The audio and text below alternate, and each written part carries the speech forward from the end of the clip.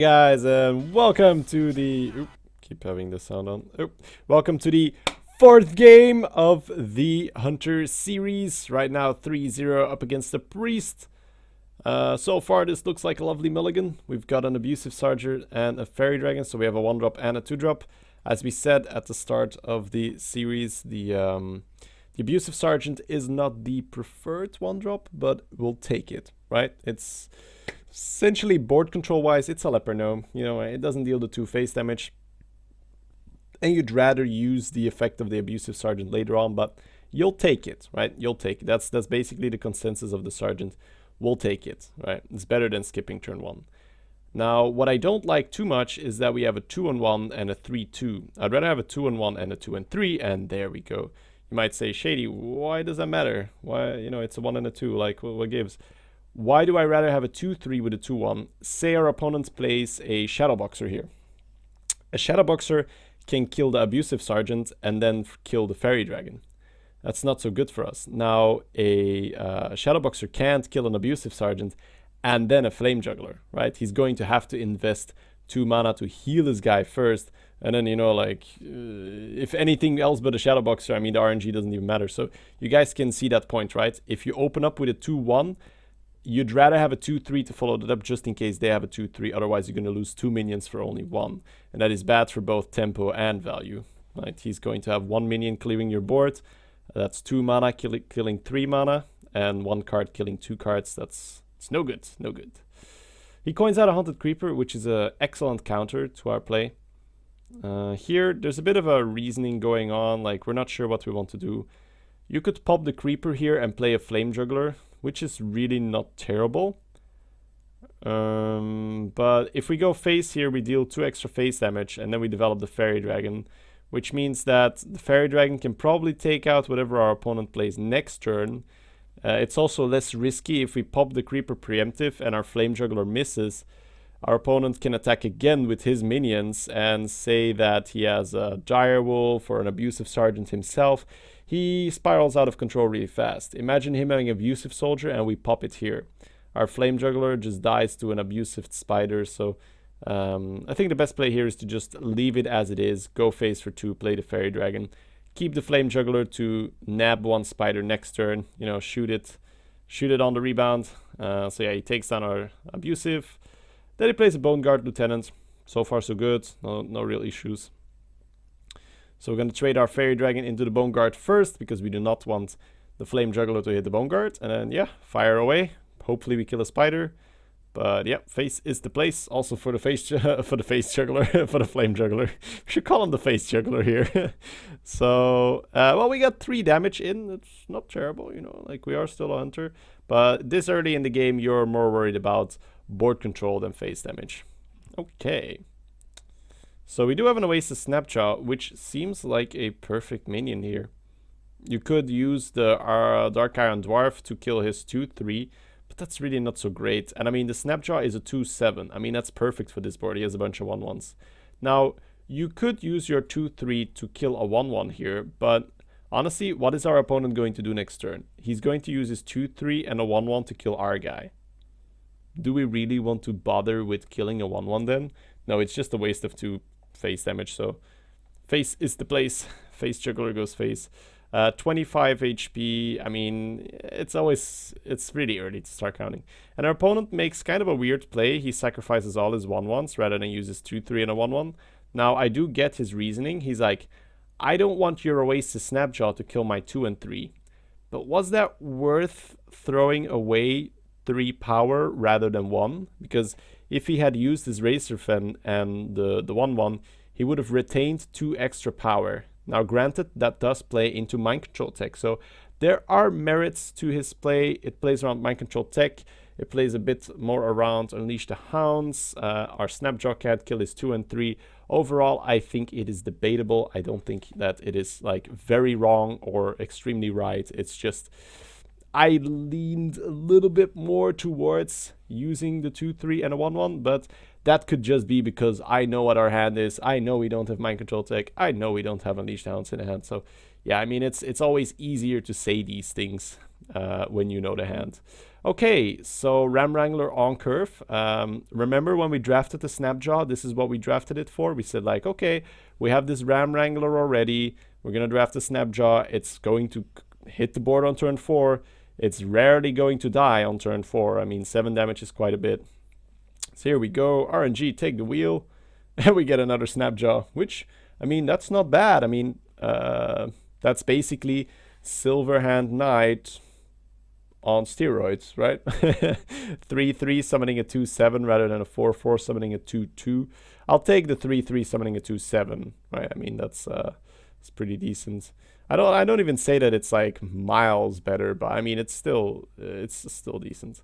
So Ram Wrangler going to die to the Yeti. Our opponent will probably heal the Yeti to keep him out of range of our guy, but we do have the Dark Iron Dwarf to take down the Yeti, so that's all good. And you know, right now I don't feel too threatened. I think we're on schedule. But we do draw another Ram Wrangler. So there's a very interesting point to be made here. We could use a Ram Wrangler and a Worgen Infiltrator, use our 6 mana here, next turn use our Dark Iron Dwarf and our Scarlet Crusader. That is the perfect mana play. Try not to fall into that trap though, that you will always play for your mana. I'm a huge fan of using up all the mana. It is obviously my, more tempo mindset that's going towards that play. But let's look at the board. I mean, Dark Iron Dwarf is just so perfect here. Dark Iron Dwarf, our Snapjaw to kill his Yeti. Our guy goes to 2 and 3. It survives.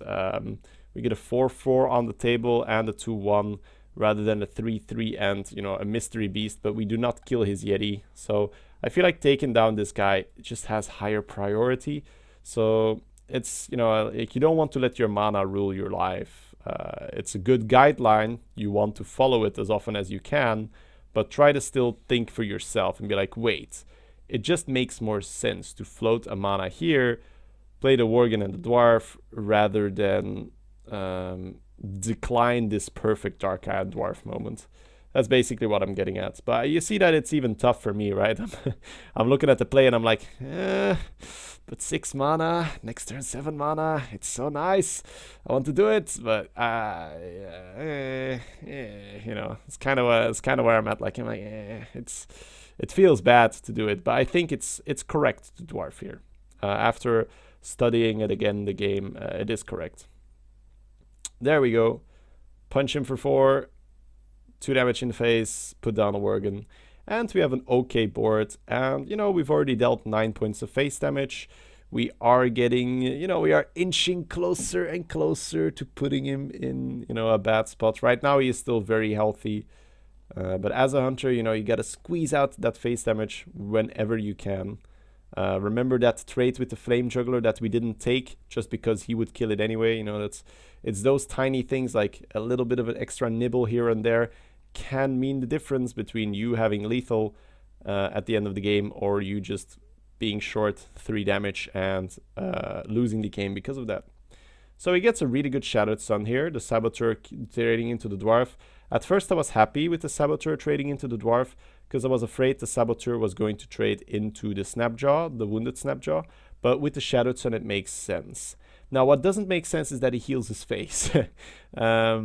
I can understand his reasoning a little bit. He's like, I mean, if I heal this, he'll just kill my Shadowed Sun. But obviously that's a bad reasoning because now we'll kill your Shadowed Sun and your and your Razorfen. So it is just objectively wrong to heal your face here.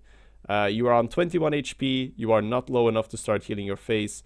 And by him healing his face here, he actually damages his face more. Now that sounds weird, right? He heals his face, but he's losing more life because of that. Why is that? This minion could have been a 3/4. If this is a 3/4, he has more power on the board that we can't take out. We would probably just use the Snapjaw into the Shadowed Sun and keep our Worgen stealthed if he had a 3/4. Now we can just double trade. And the difference between that 3/4 being there or not being there is like it could one-shot our Ram Wrangler. That's 3 damage removed from the board that's not going face. He could have healed himself for 3 by healing his minion. Now that sounds kind of weird, you know, but like try to understand it in that terminology and in that way of thinking. Is that by retaining board control, he actually has more health than by healing his face. So we just drew a Yeti. I mean, if we just play the Ram Wrangler, it's not so much fun. And we get to spend our mana perfectly here. So here I'm a huge fan of just Yeti and Crusader because there is no like argument to the Ram Wrangler because that Snapjaw should not be dying this turn. It's not going to be in Holy Nova range. I mean, it's not even in like Shadow Madness danger. I mean, you could Shadow Madness this, the Snapjaw to ram it into the Yeti, but why would you do that, right? Cool. So we'll see what our opponent replies. He's got 5 cards in his hand, so he's got more card advantage than us. But there's nothing on his board, so I feel in a very good position here.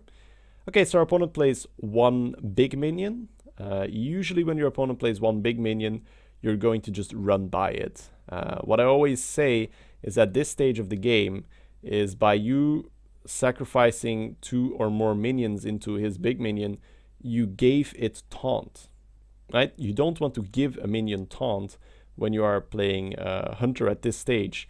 Like I said, the face damage does matter, and you know the amount of pressure you can put on his life total is important. So for me, this is a very easy hero power and face with everything.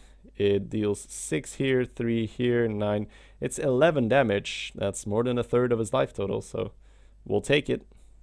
Power shot might also be useful next turn because we are assuming that his 6/6 will hit into the Yeti.